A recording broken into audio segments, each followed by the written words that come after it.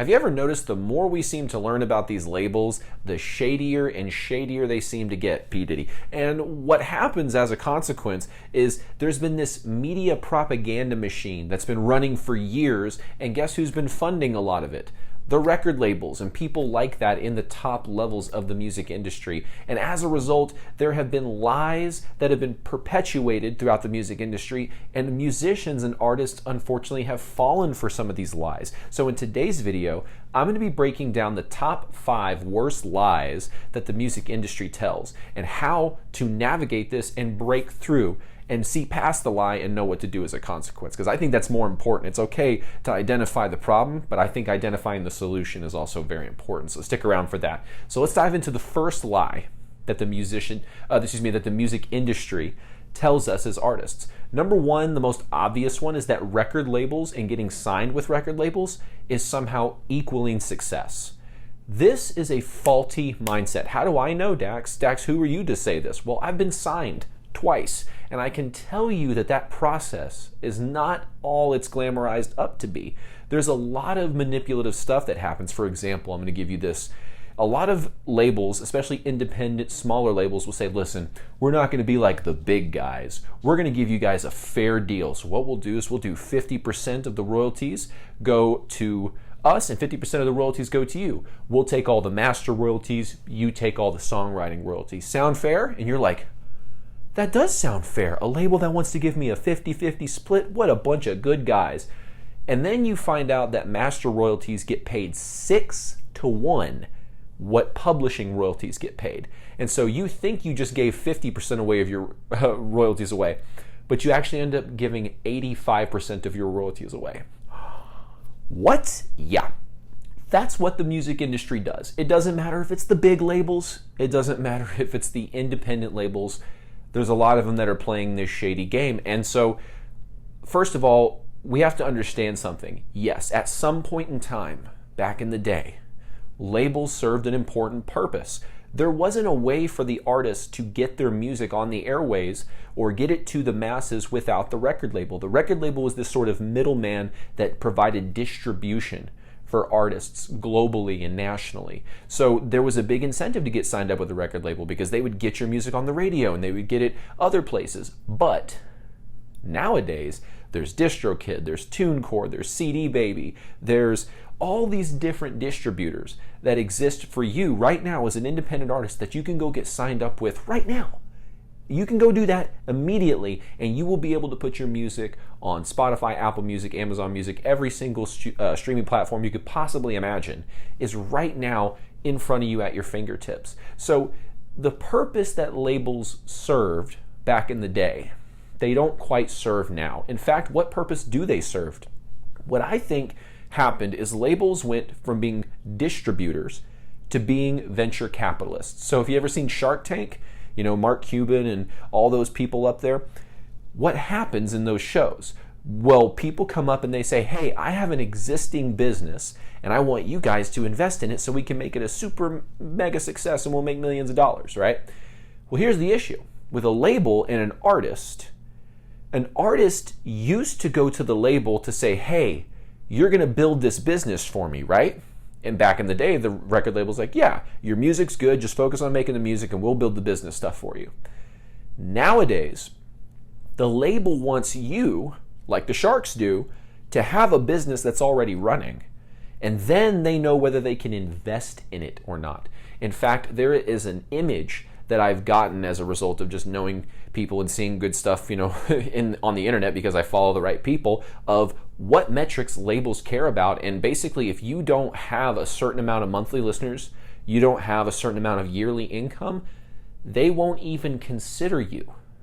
They won't even consider you. They're like, oh, whatever, you haven't quite built up the presence yet for us to even really care. So pursuing labels is a frustrating, soul-crushing experience. Hell, I'll tell you, one time when I got signed with the label, they kept trying to change our song, and at the end of it, we were fighting them pretty hard, and they were like, why are you fighting us? We're the label. We know better than you. Tar, tar, ha, ha.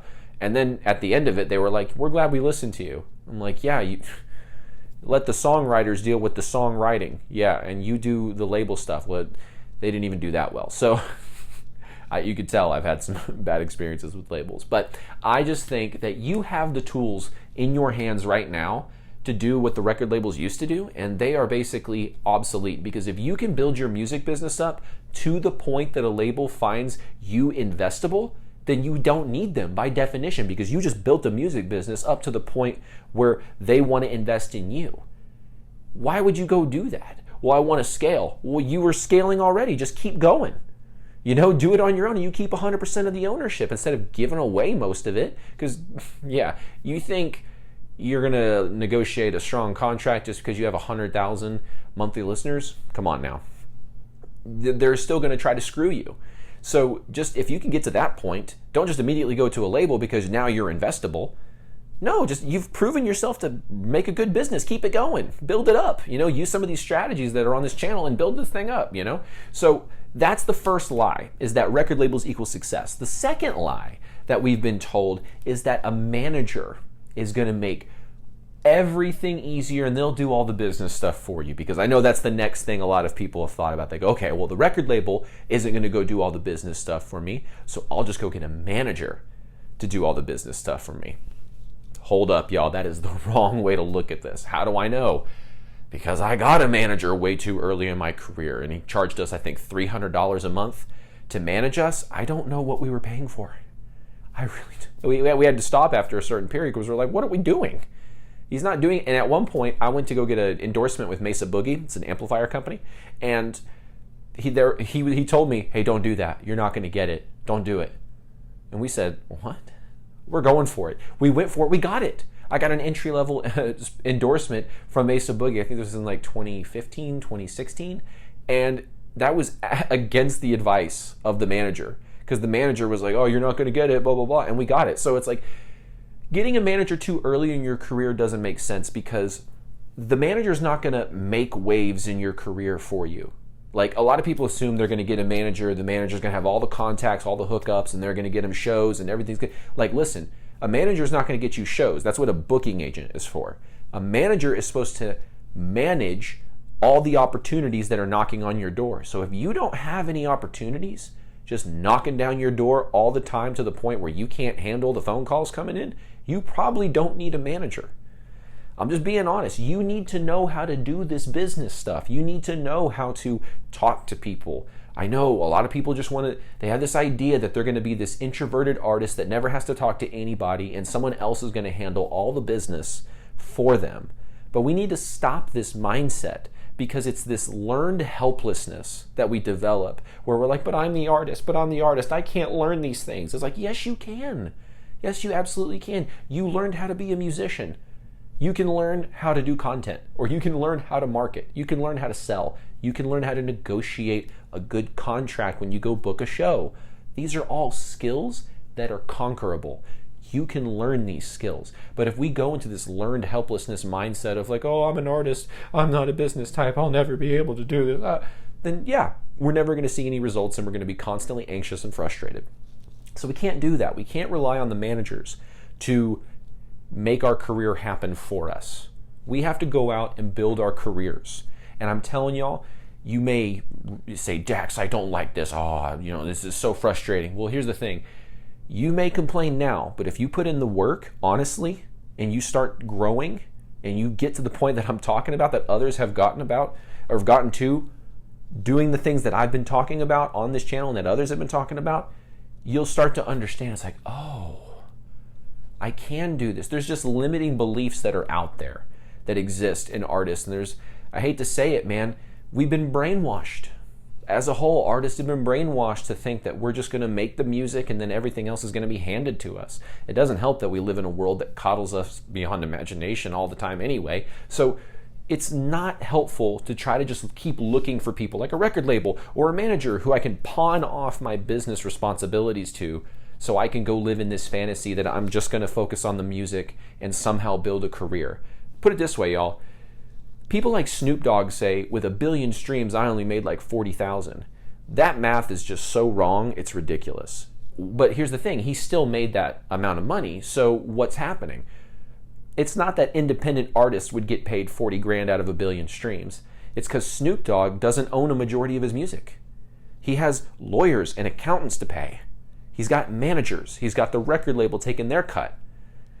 Everyone's getting their piece of Snoop's pie. So of course for him, only 40 grand's left over after billion streams, because he doesn't own a majority of his music. But you own a majority of your music if you haven't given it to a label or taken 20% away of your income and given it to a manager or something. So why would we want to do that? Why would we want to give away our money like that and get set up in these contracts early on when we don't need to do that? So that's the second lie, is that a manager will do all the business stuff for you so you don't have to worry about it. Number 3, this one's going to be kind of controversial. Networking is not your golden ticket. I know, listen, I think networking is insanely important. I think it's good to be able to network. But if you try to rely on this alone, you're going to waste a lot of time, frankly. If you spend most of your time and energy and effort figuring out how you can get in the same room as people, that's going to be a lot of wasted energy, in my opinion. Because here's the thing, what I found is that even if you're lucky enough to get into the room, you often don't make the same, you often don't make the impact that you think you're going to make in that first interaction. And that's a typical mistake most people make in networking, is they think the first time they meet somebody is going to be the time that they land that relationship and build that rapport and have that contact. That's usually not how it happens. It usually takes 1 or 2 or 3 meetings with somebody before that real rapport is built and the networking starts to take effect. Like, it starts to actually bear fruit. So don't think that networking is just this fix-all where it's like, I can shortcut all the business stuff because I'll just go find the right people and hang out in front of them. Now, don't get me wrong. Hanging out in front of, getting known by the right people is absolutely a great thing to do. But you can get further along in your career by focusing on fans, right? Focusing on fans that will create a career for you. Fans make a career, not the industry. Just because you know that guy who was the music director for that one show doesn't all of a sudden mean you're going to make it, right? But you know what guarantees that you make it? Fans listen to your music.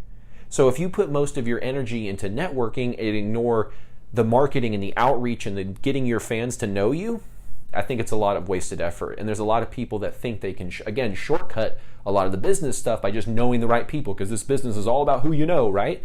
Well, to get that big break, sure, it's about who you know. But to get enough of a break to make a living, it's not going to usually be made by these network contacts. And like I said, usually the first time you meet them is not the time that you actually build a friendship. So you may have spent all this time to get this one encounter, and then from that one encounter, you're sort of left like wanting. So it's all about having a balanced approach. It's all about balancing, pursuing, being in the right situation industry-wise by, playing with the right bands. And then while you're at the show, talking to the right people, the sound people, the owner of the venue, those kind of things. That's important, but it's also another balanced approach. The other side of that balanced approach is pursuing fans, pursuing the people who are actually going to create the career for you. The fourth lie that the music industry has told us is that music is more important than marketing. This is going to get people to have their heads explode in the comments. I know, people are going to freak out that I said that, because here's what I'm going to say. I'm an artist, I'm a musician, I understand the intrinsic value of music regardless of its economic capabilities. I believe that art has intrinsic value and it has cultural value as well. It's more than just economic value. But if we're looking at this from the music business perspective, you need to have great music, yes, but I'm going to tell you right now, this is a harsh fact of life that a lot of people just don't want to swallow this pill, but it's not the best product that wins. It's the most known product that wins. McDonald's is not the best product of hamburger. I think we all know that, right? But they are the richest hamburger chain because of their marketing. Their marketing is insane. There's so much branding and there's so many locations, the Golden Arches, it's all associated with this very strong brand. They are not the best burgers in the world. There's mom and pops. My dad makes a better burger on the grill in the backyard on 4th of July than McDonald's does. But no one's paying my dad for burgers because he's not marketing. It's because it's not the best product that succeeds in any business. It's the most known product. Now, that doesn't mean your music doesn't matter. Don't misunderstand what I'm saying. If you have great music, that makes the marketing easier. If you have worse music, it makes the marketing harder. But tell me right now with a straight face, there aren't tons of artists who have mediocre music but killer marketing, and as a result, they are dominating in their space. We know it's the truth. We know it's the truth. So what happens is you have people that say, just write good music and everything else will fall into place. That is not correct. This is not Field of Dreams. I'm not Kevin Costner. If you build it, they will not come just because you built it, okay? Now, they will come check out what you build when you tell them about it.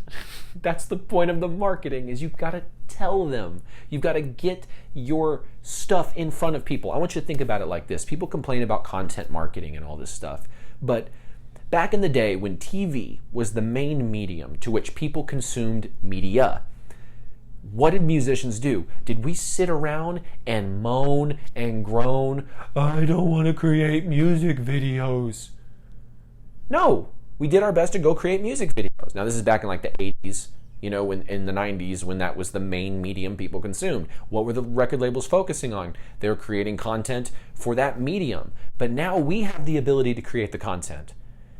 We can create the content because the medium is social media, and that's where they're consuming it now. So marketing has always existed. I don't understand what the entitlement of this generation, where it's like they pretend like marketing has never existed in the music business. Marketing has always existed. It's just your responsibility now. And so you can complain about it or you can do it. Because the artists who are independent and do the marketing, they win. Forrest Frank, the Christian rap pop artist, independent, and destroys on social media, just destroys. His content game kills it, and he's built a huge audience from that content to the point where he went on tour for the first time. He almost sold out every single show. Why? Is it because he's the greatest Christian pop rap singer that's out there? No, but his marketing was better than anybody else's. And so it made the connection. And it got him out there, and now he's an independent music success story. Are you going to be next, or are you going to be the person that waves their fist at the sky and says, oh, Spotify, or oh, TikTok, or whatever the thing to not take action on, right? To give an excuse like, I'm an artist, I didn't sign up to be an influencer. It's like, yes, you did.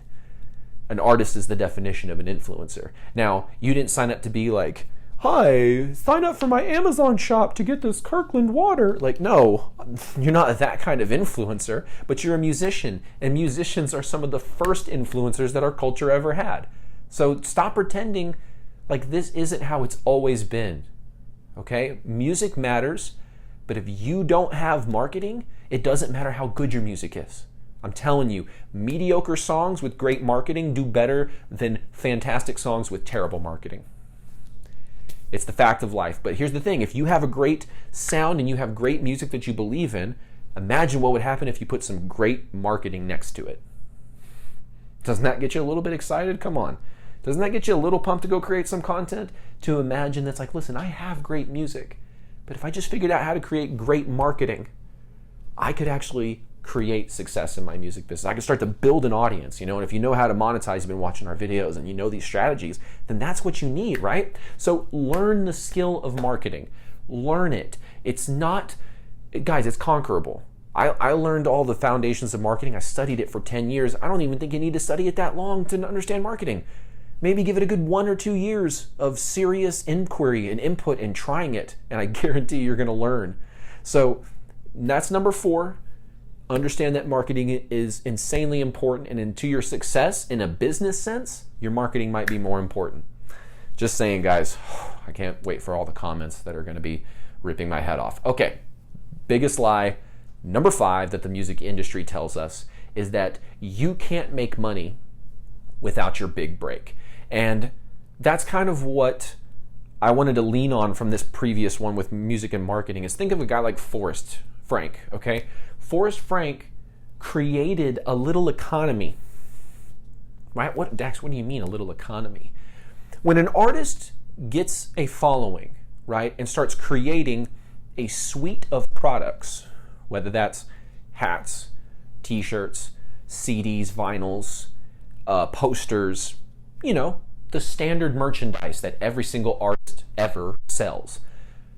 You start to create a little economy where you can have people that are buying these shirts. And I have, there's a band I was on tour with named Seven Dust, if some of you guys know who that is. And when we were on tour with them, there were fans who have had shirts of theirs. Like one of them is like a Waffle House design where it says Seven Dust in the Waffle House font. It's awesome, but it's a rare shirt. And so if you go online, there are people that will trade those shirts because they're kind of rare and unique. Why? Because there's value, there's perceived value around this artist and the artist's brand, okay? So you can create the same thing. I talk about these people love it when I bring up Taylor Swift. Again, the comments are going to get lit up when I mention Taylor Swift. But the whole problem with that is like people assume when I bring up Taylor Swift that I'm like, just do what Taylor did. That's not what I'm saying. What I'm saying is learn how Taylor's audience consumes from Taylor and learn that human psychology. Learn what works on human psychology and what is she implementing or her marketing team is implementing to make it so impactful and so good. Learn from that because you don't have to implement something at the full scale of a Beyonce or a Taylor Swift or a whoever to get the same impact on a local level or on a smaller level, okay? It's possible to do those things. So when people say you have to have a big break by getting signed to a label, getting a manager, and I networked and met this guy who's a music director for the Sundance Film Festival. People think that that's the thing that's going to make you start to make money. But the thing that's actually going to start leading to you making more money is having fans that find value in your music first and foremost. And then as they get to know and love your music, they start to actually fall in love with the brand that's around the music. And basically, what's the brand around the music? It's you. It's not Coca-Cola. It's not Walmart. It's you. You are the brand. So when I say the brand, don't think like I'm trying to separate you and the art and make it this commodified thing. I'm just saying that's the natural byproduct of what happens. Like people loved Kiss back in the 70s. And then a natural thing that they wanted to do was, well, I have lunchboxes that I take to school. Wouldn't it be cool if I had a Kiss lunchbox? And so what does Kiss do? They create Kiss lunchboxes. There's a brand that is directly associated with the love of the music. So you can't really separate the love of the music and the love of the brand. Maybe you can in certain rare outlier situations, but by and large, the brand and the music are interlinked as far as the perception from the fan. So you can create that bond with fans no matter what size your audience. I know people that go into rooms of 15, 20 people and are just so captivating that instantly they create fans and they go to the merch table. And I've had personal gigs where I played for 8 people acoustically in Fort Stockton, West Texas, right? Middle of nowhere. But we made $800 off of 8 people. How? Because we put forth something that emotionally connected with them, first and foremost, the music. And then we had a brand that had shirts and hats and wristbands and all this stuff attached with it. And so now they were able to support us financially. So you need to create a little economy where your fans are willing to buy your suites of products and even maybe trade it with one another and start creating this little thing, right? You have to think like an entrepreneur. You have to become a business. Now, that doesn't take away from the art. I don't understand this perspective that just because you think more entrepreneurially, that somehow that affects your art. I am actually a big proponent that when you create your art, you just create your art. This is one area where hopefully people can learn to compartmentalize and just okay, let's go create some music. This is where you can have fun and be free and just create whatever the heart desires. And then you sit there and you're focused on it and you're just creating what the heart desires. You're sculpting the music. You're sculpting it and sculpting it, sculpting it. And then boom, you've created this piece of art that means something to you.